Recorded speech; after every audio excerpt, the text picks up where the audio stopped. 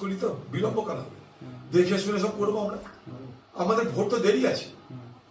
একটা ক্যান্ডিডেট মানে তো শুধু ভোট নয়, ভোট মানে পার্টি কতটা প্রস্তুত।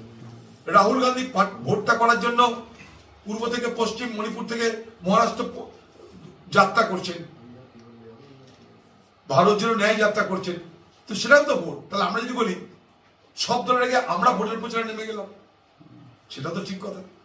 তাহলে আমি বলতে পারি আমরা সব থেকে আগে ভোটের প্রচার নেমেছি, বাকিরা প্রার্থী নিয়ে মাথা ব্যথা করেছে, আমরা প্রচার নিয়ে মাথা ব্যথা করেছি।